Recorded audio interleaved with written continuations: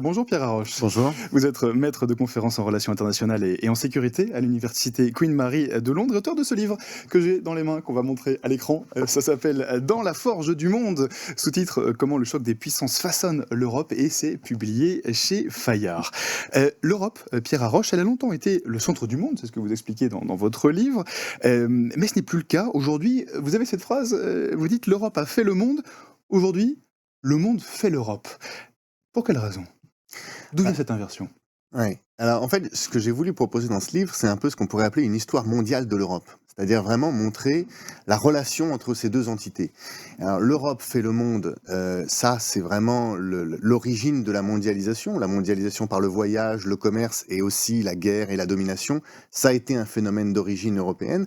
Un des premiers épisodes que je raconte, c'est les premiers tours du monde par le voyage de Magellan, mais aussi Christophe Colomb? voilà, et la façon dont mais Magellan, à la limite, c'est encore plus évident parce que c'est là où on enserre le monde par un voyage, et puis après, évidemment, l'aspect commercial qui fait que le commerce transocéanique, la colonisation qui est un moment très important dont souvent les Européens n'ont pas gardé une mémoire aussi vive que le reste de la planète, mais il y a une infime minorité de peuples dans le monde qui n'a pas été colonisé ou sous protectorat européen, donc c'est quelque chose qui a été structurant dans l'unification du monde. Et l'inversion au XXe siècle, je distingue d'une certaine manière deux étapes. Une étape où les Européens ne sont plus les maîtres du monde, ne sont plus les dominants. Ça, c'est la Seconde Guerre mondiale, le rabaissement de l'Europe, et aussi la décolonisation, que j'analyse comme une sorte de révolution mondiale contre l'Empire européen. Et puis, une deuxième étape qui est plus proche de nous aujourd'hui, c'est que non seulement les Européens ne sont plus les dominants, mais l'Europe n'est même plus l'arène principale où les superpuissances se livrent une bataille prioritaire, puisque c'était le cas au moins pendant la guerre froide. Donc, à chaque fois, l'Europe perd en centralité, mais la thèse du livre, c'est que, en perdant en centralité, l'Europe aussi, d'une certaine manière, est poussée à s'unifier. Donc il y a un mouvement qui fait que, en rabaissant l'Europe, le monde la façonne et la soude aussi. Cette fameuse forge du monde dont vous parlez, c'est l'Europe. Alors, on peut le comprendre dans les deux sens, c'est-à-dire l'Europe a forgé le monde, mais l'Europe est dans la forge du monde, c'est-à-dire qu'elle est aussi façonnée par le reste et les grandes puissances. On entendait à l'instant notre collègue Isabelle Lasserre comparer l'Europe au pays des bisounours, un petit peu aveuglé par une promesse illusoire de paix éternelle. Est-ce que nous sommes devenus trop naïfs? Alors, je ne sais pas si on était naïf parce que les Européens, en particulier les Français, ont souvent voulu avoir une certaine lucidité sur la brutalité et la violence dans le monde. En revanche, ce qui est vrai, c'est que il y a eu une sorte de protection américaine qui, à partir de la guerre froide, a un peu inhibé des efforts, en particulier d'unification des capacités militaires européennes. Et d'une certaine manière, il y a eu une forme de délégation des enjeux de grande puissance, de compétition entre grandes puissances, en particulier sur la guerre froide, aux États-Unis. Et ça n'a pas forcément préparé les Européens à replonger dans le grand bain de la compétition de puissance après. Il y avait un article intéressant au début des années 2000, au moment de la guerre en Irak, d'un néoconservateur américain qui s'appelle Robert Kagan, qui disait les Européens vivent sur Vénus, les Américains sur Mars, et finalement c'est dû au fait que les Européens ont la chance d'être sous protection américaine, et ils ont du coup deux visions du monde complètement différentes, et le but des Européens, c'est de forger un monde à leur image, fait de droit international, de convergence, de rapprochement entre les peuples, mais le reste du monde n'est pas forcément comme ça. Aujourd'hui, ce qui est intéressant, c'est que même ce constat ne pourrait plus être tenu parce que, avec la guerre en Europe face à une grande puissance qui est la Russie, et des États-Unis qui considèrent que le théâtre européen n'est pas le théâtre prioritaire, c'est clairement l'Asie de l'Est qui est pour eux prioritaire, mais on est obligé de se reconfronter directement à la question de la compétition de puissance. On le voit évidemment d'un point de vue militaire, mais on le voit aussi dans le domaine économique. Vous parliez de guerre industrielle aussi dans les précédentes interviews, et ça fait partie aussi de cet aspect, c'est-à-dire comment repasser d'une logique d'ouverture où on s'appuie sur le reste du monde à une logique où on pense plus l'autonomie européenne. Le paradoxe, Pierre Haroche, c'est que dans votre livre, vous expliquez que c'est l'Europe qui a quelque part armé le monde contre elle.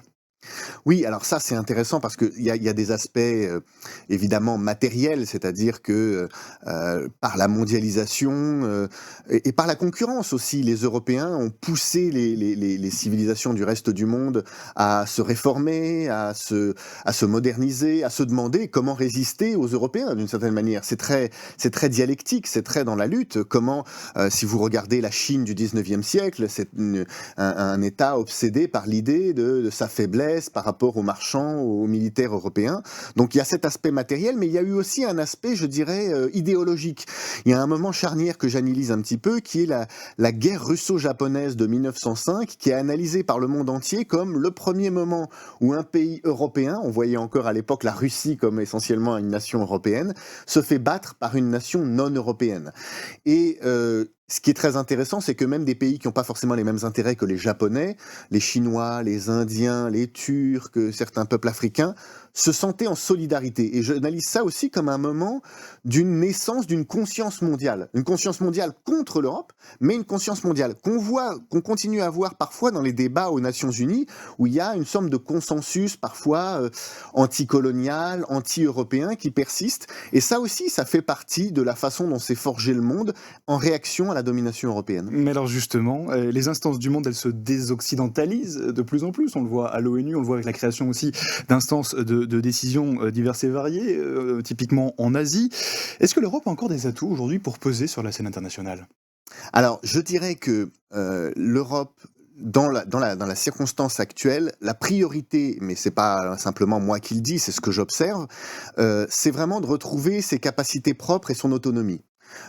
Capacité à défendre ses intérêts d'un point de vue économique, c'est un petit peu le développement de ce qu'on appelle la géoéconomie, c'est-à-dire intégrer des considérations aussi de compétition de puissance, de sécurité dans la politique économique et ne pas simplement faire confiance au libre-échange et au néolibéralisme au niveau international, mais aussi bien entendu dans le domaine militaire, c'est-à-dire de se dire il ne faut pas simplement s'appuyer sur les garanties américaines, il faut aussi être capable de produire massivement des armes, d'avoir les moyens de tenir une guerre longue si c'est nécessaire.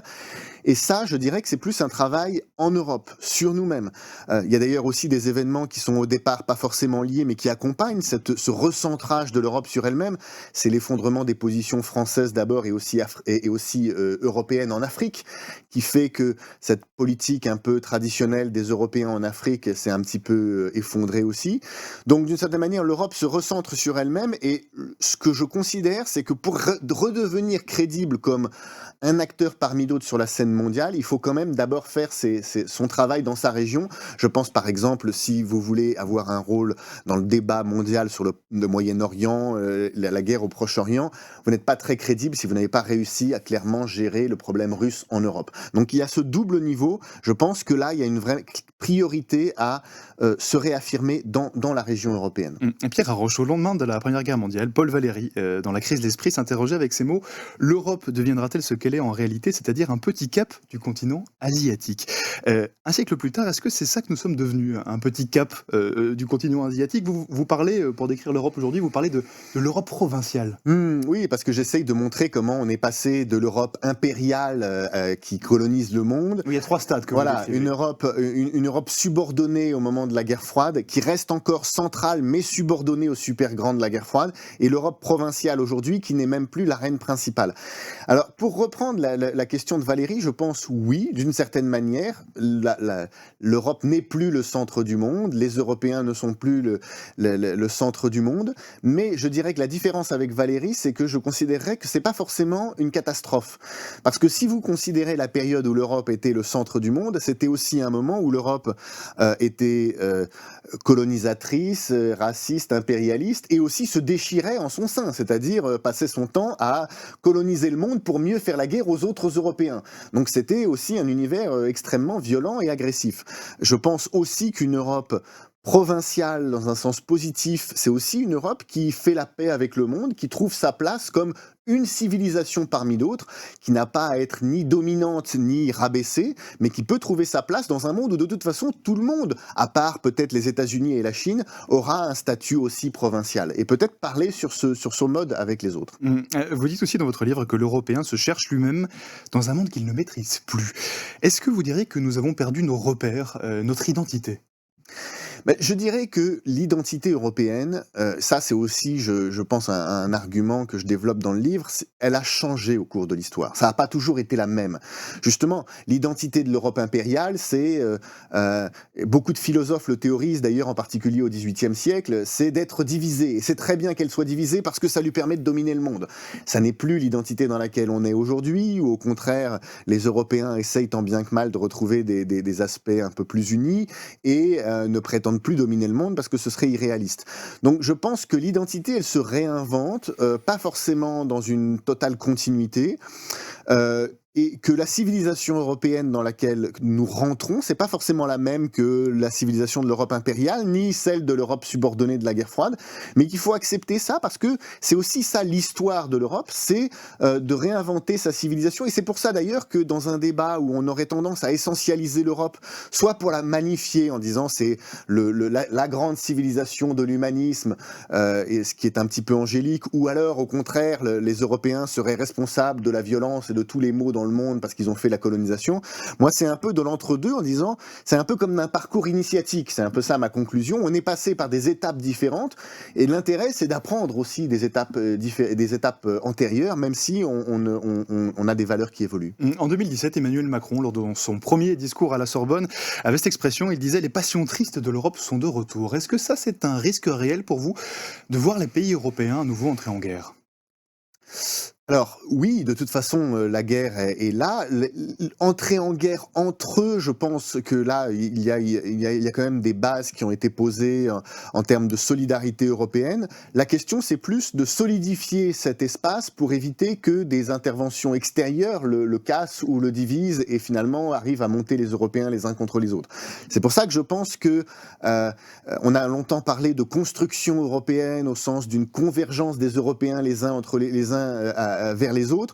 Je pense qu'on est plus dans une phase de fortification où l'enjeu, c'est plus ce qui se passe à la frontière. Est-ce qu'on est capable de défendre économiquement le modèle européen? Est-ce qu'on est capable de défendre militairement? Est-ce qu'on est capable aussi de défendre l'espace européen contre ceux qui auraient une vision géopolitique un peu différente, qui voudraient attirer les Européens dans des orbites différentes? C'est plus ça, c'est fortification à la frontière, et ce qui explique d'ailleurs que le débat européen change aussi.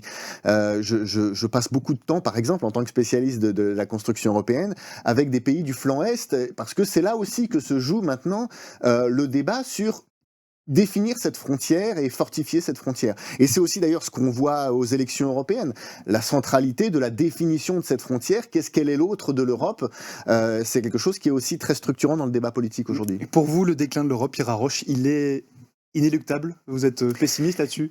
Alors, justement, c'est là où je trouve qu'il ne faut pas voir les choses de façon trop mécanique. Il y a un déclin en termes de rapport de force. Ça, c'est sûr que l'Europe n'a pas la puissance relative qu'elle avait dans le passé. Mais ce n'est pas forcément un déclin en termes de civilisation. Ce n'est pas forcément un déclin en termes de bonheur. Ça peut être aussi une façon plus apaisée de trouver sa place dans le monde en n'essayant pas de le dominer, mais d'avoir un rôle parmi d'autres, à égalité avec d'autres. Eh bien, merci beaucoup, Pierre Haroche. Merci à vous. Je rappelle que vous êtes maître de conférences en relations internationales et en sécurité à l'université Queen Mary de Londres. Et je rappelle le titre de votre livre que j'ai dans les mains, qu'on montre à l'écran. Ça s'appelle « Dans la forge du monde, comment le choc des puissances façonne l'Europe » et c'est publié chez Fayard. Merci de nous avoir partagé votre point de vue.